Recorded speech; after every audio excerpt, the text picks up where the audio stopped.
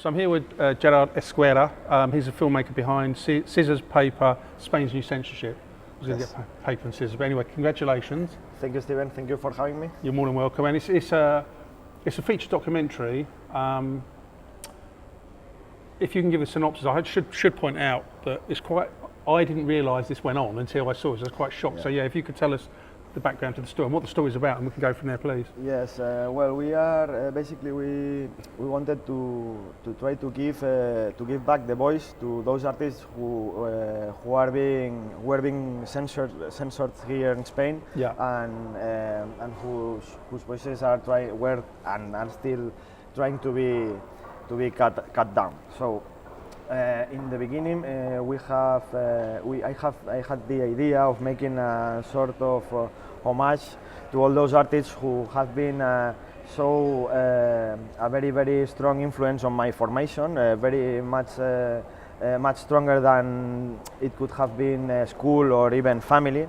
So we wanted to do this documentary about all those groups and artists who have made us. Who help us to think harder on some things that here in Spain the history of the country are not quite clear. So and I think sorry, I'm interrupting because we could talk about this for hours, but yeah. For me, I mean, even remember back to when I was a boy, I can just remember Franco, the period of Franco. Obviously, was coming to the end, but the whole what I see as modern Spain.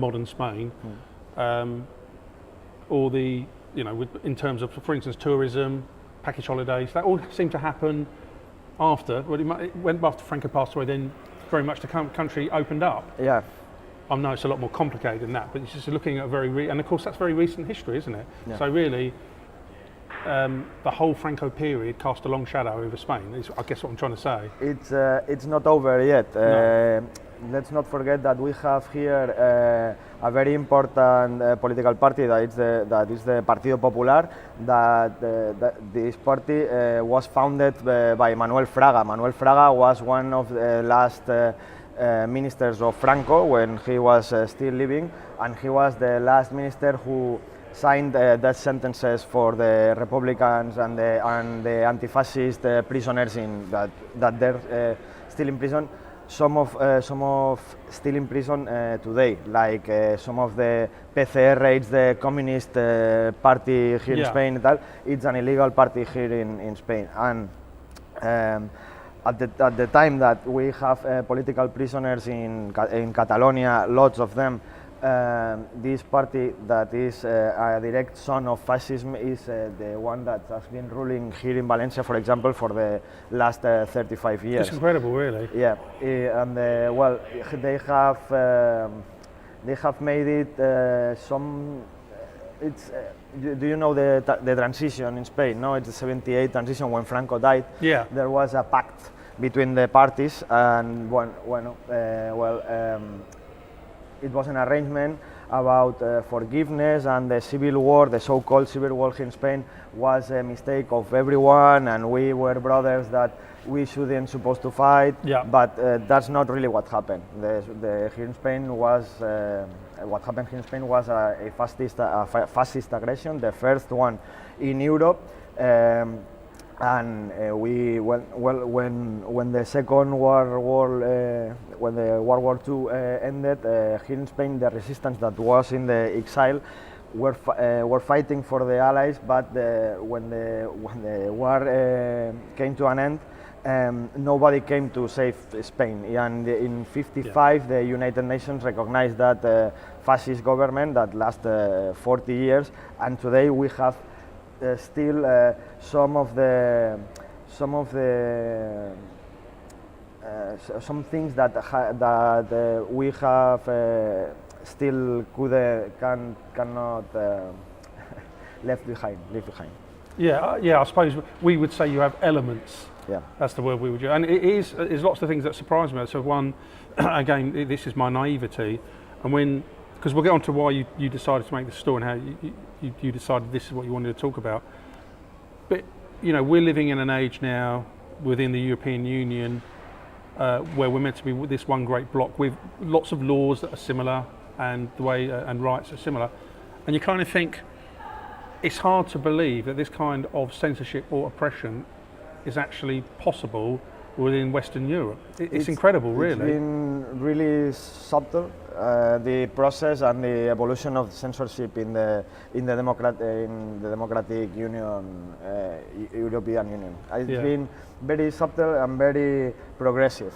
I've had a presentation of the documentary in the New York University.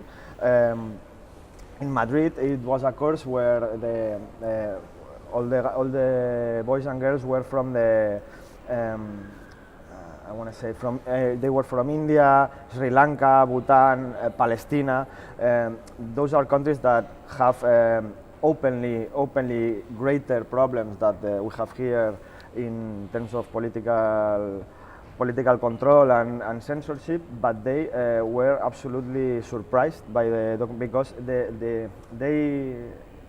they ask me a lot the question, but Europe doesn't do anything to protect the citizens from these kind of things, and I had to tell them that Europe, since the Greeks, was something that doesn't exist. You cannot go anywhere in Europe to ask for help for that kind of things. There is the tribunal in La Haya of the Human Rights Tribunal that they can take 8-10 years to look at a case, and all those cases that we have in the documentary. And why are those in particular? Sorry, Gerard. Why are those in particular? Because you could have. I know now there's a problem, and I know now there's an issue, but why did you particularly want to focus on the people that's in this film? Because there were any number you could have chosen, I'm sure. There's lots of cases of it. But why these that are featured in the film? What made you think, well, okay, I want to do the film, but this is what I want to talk about. These are the people I want to film. The music was very important for me, and all the artists that are making an art, they could be puppeteers or some journalists that I think are making a great job, but are the few, are very little in number compared to the mainstream music or the other stuff. So to me, the first thought that I have was that it was a great opportunity to meet and to talk to all those people who, like I said before, had been a great influence for me, all those musicians. And I think that it's a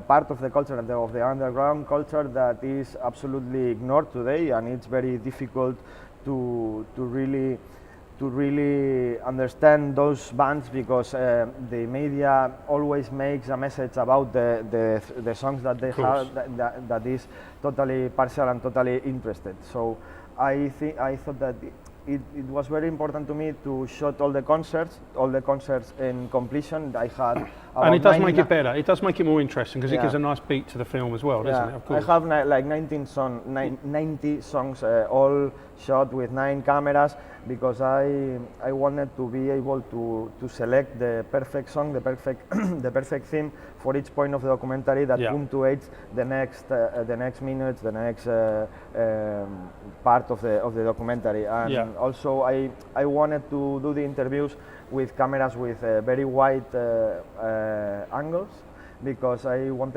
wanted the cameras to be very close to the subject and give the viewers the feeling that they are talking to them. I think that when you have seen the documentary, you have the feeling, at least some people have said it to me, that you know better these people, and you know the intentions that they have to do what they do, which is fighting from the art, from the creation, which is something beautiful and that never should be pursued, but here we are. It is. Well, and did you actually encounter any resistance when you made the film?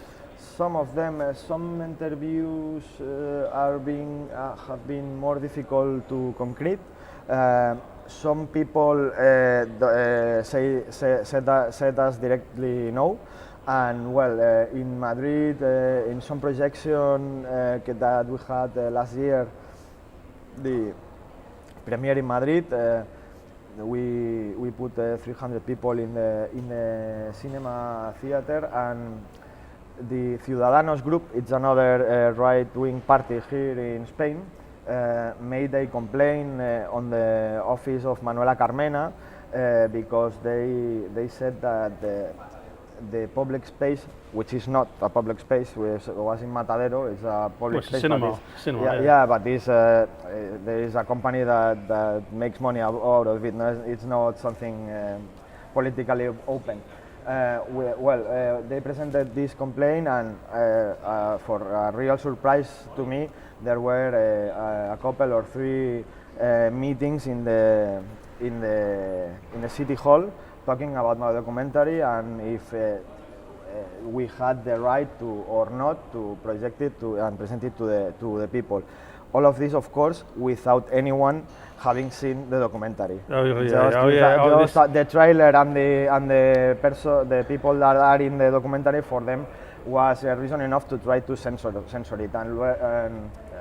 But how is that possible? I'm really shocked because I naturally assumed you had a freedom of speech here, but it doesn't quite seem that way. It just seems that, and also the worrying thing is, as you talk about the right wing, the rise of the right wing, I'm afraid to say, is becoming quite endemic across the European Union, Austria, the UK, France, Germany, Italy, and it's a worrying trend. Yes, well, here in Spain, as I said before, we had not break clearly with fascism, with that kind of political kind of thought. Now we have this political party that is called Vox, that is it's making a lot of noise, and it's going to enter the government with 24. This is a right wing. It's an extreme right wing, openly.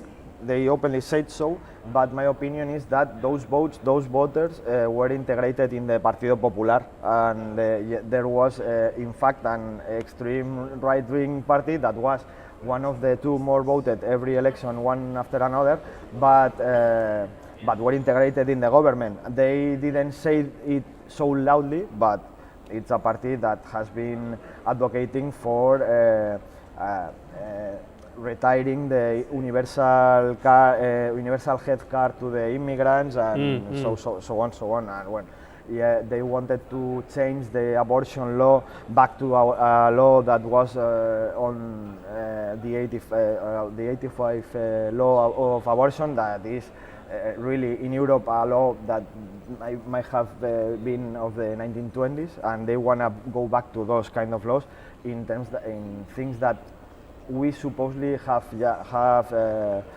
passed: the abortion, the rights of the LGTB collectives, and it's surprising the moment that we are living here in Europe. Because I always feel that a case in point is, I use Brexit as an analogy, that we obviously know the result of Brexit, but I honestly believe that if more young had gone out to vote, the result would have been radically different. And I think, I'm hoping that I'm right, because I'm hoping the generation beyond, younger than me, the next generation, seem to be more open-minded.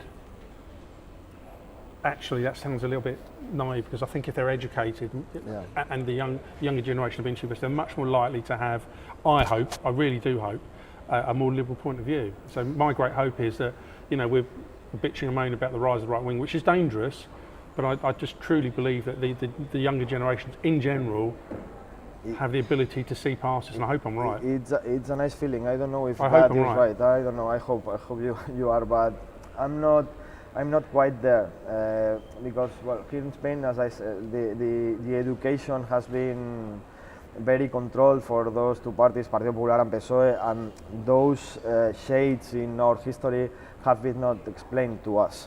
So we are a country that forgave a complete genocide in the 78, an absolute genocide, 40 years of fascism dictatorship.